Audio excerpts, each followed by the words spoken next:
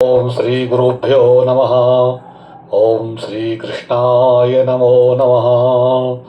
धर्म प्रेमी सज्जनों, हमारे योगेश पांडे जी ने प्रश्न किया है कि गुरुजी कृपया करके बतलाइए कि जब हम ये पूजा पाठ करते हैं तो क्या क्या सावधानी बरतना चाहिए।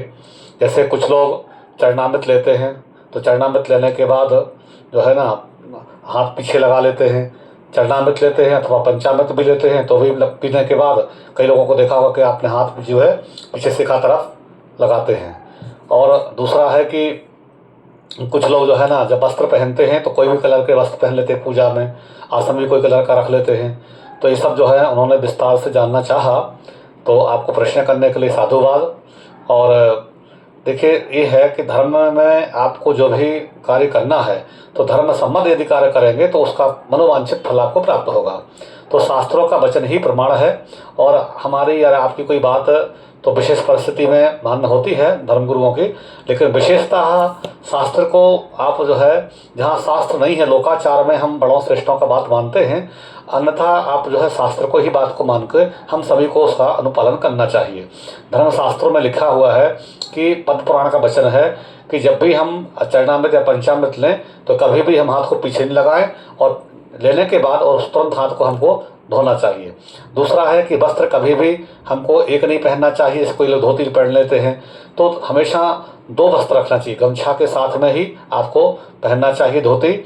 और धोती को आजकल के कुछ युवा हमारे साथी लोग हैं और युवा बटुक लोग भी हैं, तो जो ब्रह्मचारी हैं वो तो ठीक है, लेकिन जो गृहस्थ आदमी हैं या जो माने ब्रह्मचारी नहीं हैं, जिन्होंने संन्यास नहीं लिया हुआ है, सिर्फ सन्यासियों को छोड़ करके कभी भी आपको ऐसे लुंगी लपेट के धोती करके पूजा पाठ इत्यादि नहीं करना चाहिए, नहीं पहनना चाहिए, धारण करना चाहिए। वो हानिकारक होता है।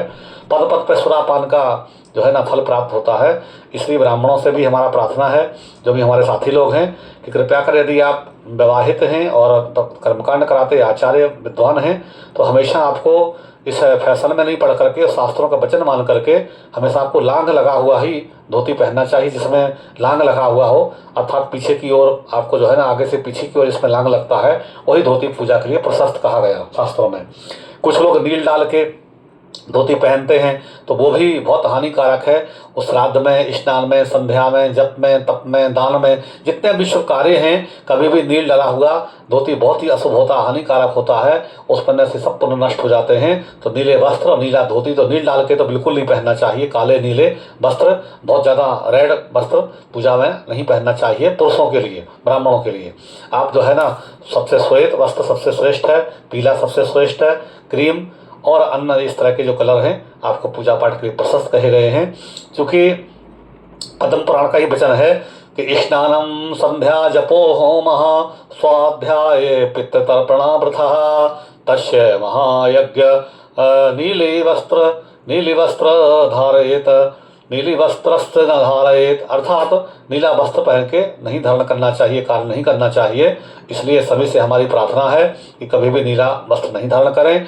और जो है मुक्त कक्षस्य तु यो विप्रो, जो बिना कक्ष लगाए हुए धोती पहनते हैं उनका भी पद्म पुराण में वचन है कि मुक्त कक्षस्य तु यो विप्रो धार्याम पाद तस्य चरेत पदे पदे सुरापान्यम प्राश्चित्तम न विद्यते।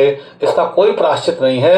यदि आपने मुक्त कक्ष, बिना कक्ष कांच लगाए हुए, बिना आपने लांग लगाए हुए, यदि आपने कोई ब्राह्मण है तो आपने यदि वो धारण किया है ब्राह्मण देवताओं ने, तो वो आपको पद पद पर तस्य चरेत पदे पदे सुरापान्यम प्राश्चित्तम न विद्यते। सुरापान जो है मदिरापान, सुरापान करने का आपको जो है ना दोष लगेगा और उसका कोई प्रायश्चित भी आपसे नहीं होगा, आपके पुण्य जाने अनजाने में नष्ट हो जाएंगे।